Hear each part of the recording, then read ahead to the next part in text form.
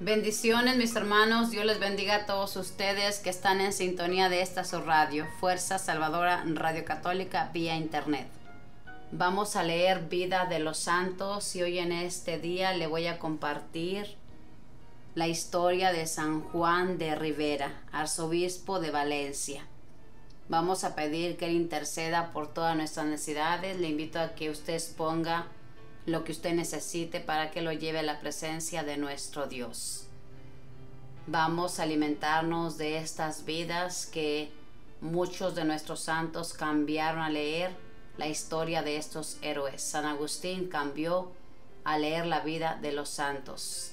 Así que dejemos que el Espíritu Santo transforme nuestras vidas a través de estas vidas de entrega que siempre estuvieron dispuestos y dispuestas a agradar a nuestro Dios. Vamos a conocer su historia. Leemos su historia en nombre del Padre, del Hijo y del Espíritu Santo. Amén. Nació en la ciudad de Sevilla, España. Su padre era virrey de Nápoles. Creció sin el amor materno, porque la madre murió cuando él era todavía muy niño, pero en sus familiares aprendió los más admirables ejemplos de santidad. En su casa se repartían grandes limosnas a los pobres y se ayudaban a muchísimos enfermos muy abandonados. A un familiar suyo, Teresa Enríquez, la llamaban la loca por el Santísimo Sacramento, porque buscaba las mejores uvas de la región para fabricar el vino de la Santa Misa, y escogía los mejores trigos para hacer las hostias, y trataba de entusiasmar a todos por la Eucaristía.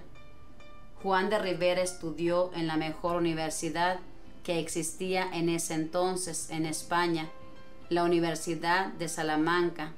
Allí tuvo de profesores a muy famosos doctores, como el padre Victoria. El arzobispo de Granada escribió después: cuando don Juan de Ribera fue a Salamanca a estudiar, yo era también estudiante de ahí, pero en un curso superior y de mayor edad que él, y pude constatar que era un estudiante santo y que no se dejó contaminar con las malas costumbres de los malos estudiantes. Cuando tenía unos pocos años de ser sacerdote y contaba solamente con 30 años de edad, el Papa Pío IV lo nombró obispo de Badajoz. Allí se dedicó con toda su alma a librar a los católicos de las malas enseñanzas de los protestantes. Organizó pequeños grupos de jóvenes catequistas que iban de barrio en barrio enseñando las verdades de nuestra religión y previniendo a las gentes contra los errores que enseñaban los enemigos de la religión católica. San Juan de Ávila escribió: estoy contento porque Monseñor Ribera está enviando catequistas y predicadores a defender al pueblo de los errores de los protestantes, y él mismo les costea generosamente todos los gastos. El joven obispo confesaba en las iglesias por horas y horas, como un humilde párroco. Cuando le pedían, llevaba la comunión a los enfermos y atendía cariñosamente a cuantos venían a su despacho, pero sobre todo predicaba con gran entusiasmo. Los campesinos y obreros decían: vayamos a oír al santo apóstol. En 2 ocasiones vendió el mobiliario de su casa y toda la loza de su comedor para comprar alimentos y repartirlos entre la gente más pobre en años de gran carestía. El día en que partió de su diócesis en Badajoz para irse de obispo a otra ciudad, repartió entre los pobres todo el dinero que tenía y todos los regalos que le habían dado y el mobiliario que su familia le había regalado. Cuando lo nombraron arzobispo de esa ciudad, llegó allá sin un centavo. Muchas veces en la vida le sucedió quedarse sin ningún dinero por repartirlo todo entre los pobres, pero Dios nunca permitió que le faltara lo necesario. Como arzobispo se levantaba a las 4 de la madrugada, dedicaba 2 horas a leer la Sagrada Escritura y otros libros religiosos. Otras 2 horas las dedicaba a la celebración de la Santa Misa y a rezar los salmos. Luego, durante 2 o 3 horas preparaba sus sermones. Desde mediodía hasta la noche atendía a las gentes. Todo el que quisiera hablar con él hallaba siempre abierta la puerta de la casa arzobispal. Visitó 11 veces las 290 parroquias rurales de su arzobispado, hasta los sitios más alejados y los más peligrosos caminos. Allá llegaba a evangelizar y a visitar a sus fieles católicos y administrar el sacramento de la confirmación. Después de emplear todo el día en predicar, en confirmar, en atender a la gente, los párrocos notaban que en cada parroquia se quedaba hasta altas horas de la noche estudiando libros religiosos. En el año 1569 hasta el año 1510 hizo 27.015 visitas pastorales a las parroquias, y los resultados de estas visitas los dejó en 91 volúmenes con 90.000 páginas. Celebró 7 sínodos o reuniones con todos los párrocos para estudiar los modos de evangelizar con mayor éxito a las gentes. Los decretos de cada sínodo eran poquitos y bien prácticos para que no se les olvidaran y no se quedaran sin cumplir. Todos estos sínodos tenían por objeto principal obtener que los sacerdotes se hicieran más santos. Trataba a todos y a cada uno de los sacerdotes con la más exquisita cortesía y amabilidad. Cada uno de ellos podía exclamar: lo aprecio porque tuvo tiempo para mí. Cada año les hacía dedicar unos 10 días en silencio para hacer retiros espirituales. Siempre les advertía francamente los errores que debían corregir, pero las correcciones las hacía en privado y lejos de los demás. A un joven sacerdote que iba a comenzar a confesar y a dar dirección espiritual le dijo: mire, hijo mío, que usted es muy mozo y su oficio es peligroso, y es que él mismo, recién ordenado de sacerdote, tuvo sus peligros. Un día una joven penitente, con pretexto de que se iba a confesar, le declaró que estaba enamorada de él, y Juan rechazó valientemente aquella trampa y después logró que aquella pobre pecadora se convirtiera. En el colegio, en la universidad y ahora como obispo, lo que lo libró siempre de caer en las trampas de la impureza fue el practicar mucho la mortificación y el dedicar bastante tiempo a la oración. Se cumplía en su vida lo que Jesús decía: ciertos malos espíritus solo se alejan con la oración y la mortificación. Le agradaba mucho dar clases de catecismo a los niños. Él en persona los preparaba a la primera comunión.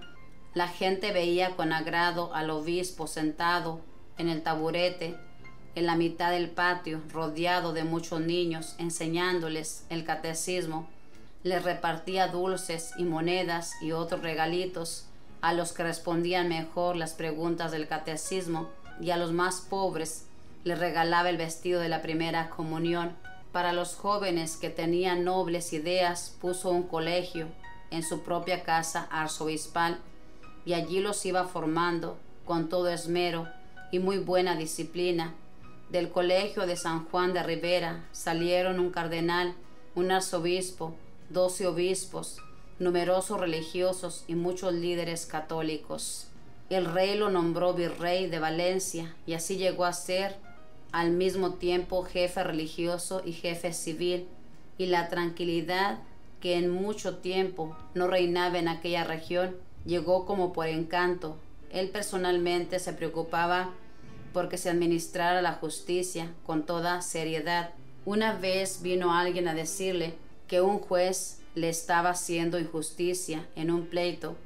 El señor arzobispo se fue donde el juez y le pidió que revisara todo el expediente, y el inocente fue absuelto. Después el juez contaba: un rico me había ofrecido dinero para que fallara en contra del inocente, pero vino el señor arzobispo y me convenció y me obligó a hacer justicia, y logré que mi conciencia quedara en paz. La Santa Misa la celebraba con tal devoción que al acólito le decía que después de la elevación podía retirarse, pues él duraba hasta 2 horas en éxtasis allí ante Jesús sacramentado, después de levantar la Santa Hostia. Cansado al ver que la gente era muy indiferente para la religión, le pidió al Papa que le quitara aquel cargo, pero el sumo pontífice le pareció que él era el más indicado para ese arzobispado y le rogó que hiciera el sacrificio de seguir en ese sagrado cargo, y así por 42 años estuvo de arzobispo de Valencia, obteniendo enormes frutos espirituales. Murió en enero de 1611.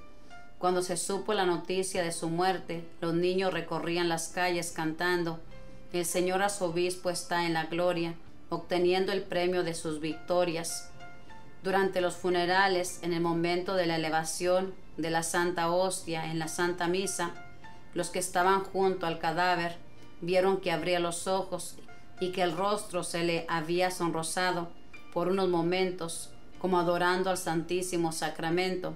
El Papa Pío V lo llamaba la lumbrera de todos los obispos españoles. Hizo muchos milagros, fue beatificado en el año 1796 y fue declarado santo por el Papa Juan XXIII en el año 1960. San Juan de Ribera ruega por los universitarios, por los colegios, por los sacerdotes y los obispos, para que se vuelvan santos y salgan vencedores de los ataques de los enemigos de la salvación. Y esta es la historia de nuestro santo de este día. Como usted puede escuchar, este santo, hermanos, se le dio muy buena enseñanza. Aquí nos habla que quedó huérfano de madre, pero aquí nos dice que sus familiares, de ellos aprendió los más admirables ejemplos de santidad, y en esas personas aprendió a compartir. Aquí dice que ellos repartían a los necesitados. Hermanos, en la niñez es cuando tenemos que enseñar a nuestros niños, a formarlos, a educarlos en las cosas de Dios. Nosotros, los que tenemos 40 años o un poquito más, fuimos formados de esta manera desde niños, a respetar a las personas.